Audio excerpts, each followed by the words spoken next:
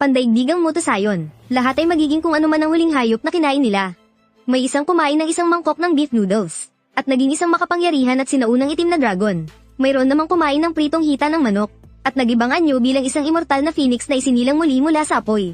Pero sa nakaraan kong buhay, kumain lang ako ng braised chicken rice, kaya ang nakuha ko lang ay walang kwentang kakayahan sa pagkanta, pagsayaw, at pag-rap. Sa mundong ito na punong-puno ng mga halimaw kung saan ang malalakas lang ang nabubuhay. Hindi ako nagtagal at nauwi sa isang napakalagim na kamatayan. Ngayong nabuhay akong muli bago pa man magsimula ang sakuna. Alam ko na ang lahat ng katotohanan sa likod ng paparating na katapusan ng mundo. Kikilos ako ng may pag-iingat, magpaplano ng maigi, at isinusumpa kong ako ang uupo sa pinakamataas na trono ng mundong ito ng mga halimaw. Ang unang-una sa listahan ko ay ang Quago. Ipinanganak itong may matinding kakayahang makakita sa dilim, at may pandinig na mas malakas kaysa sa halos lahat ng nilalang sa mundo. Pag nakuha ko ang abilidad ng Quago, wala na akong dapat ikatakot sa panganib ng gabi. Sa kalagitnaan ng mapanganib at madilim na gabi ng apokalipsis, magiging isang hari ako ng gabi na walang makakatalo. Ang pangalawa na kailangan kong makuha ay ang electric eel mula sa Amerika. Kaya nitong maglabas ng higit sa 800 boltahe ng matinding kuryente mula sa katawan nito. Sa nakaraan kong buhay, may isang malakas na mutant ang gumamit ng abilidad ng electric eel para maghari-harian sa buong mundo, at walang sino man ang naglakas loob na kinalaban siya. Nang buo na ang pasya ko, agad akong naghanap sa internet ng mga pinakamalakas at kakaibang nilalang.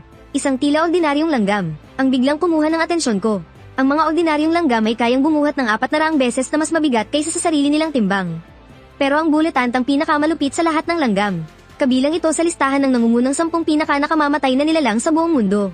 Ang Quago ang magbibigay sa akin ng matinding paningin sa dilim, at napakalakas na pandinig. Ang electric eel naman ang magbibigay sa akin ng kapangyarihang kumontro ng malakas at nakakamatay na kuryente. Habang ang bullet ant ang magpapamana sa akin ng halimaw na lakas ng isang langgam. Bukod pa sa matinding lakas ng kagat, at nakakamatay nitong kamandag, lakas sa laban, matalas na pandama, kumpleto na ang kakayahan ko sa nakakamatay na lason. Pero kulang pa ako sa pinaka-importanteng bagay, ang depensa. Sa malupit na mundo ng apokalipsis, kung mahina ang depensa mo, kahit gaano ka pa kalakas umatake, maaga o huli, mahahunt ka rin ng ibang nag-mutate na taong hayop. O kaya maging hapunan ng mga halimaw. Ngayong nabigyan ako ng pangalawang buhay, isiguraduhin kong wala akong magiging kahinaan. Magiging isang perpekto at walang katapat na mandirigma ako. Pagdating sa depensa, ano kayang mas maganda, pagong o buwaya? Sa nakaraan kong buhay, kitang-kita ng dalawa kong mata. May isang kumain ng karne ng buwaya bago ang sakuna. Nung nag-mutate siya, nabalot ang buong katawan niya ng kaliskis ng buwaya. Ang lakas niya, ang talon ng kagat, pati ang pisikal na depensa, lahat, sobrang tibay. May mga nagsuggest din sa internet na pangolin daw. Kasi ang shell daw nito, parang natural na baluti.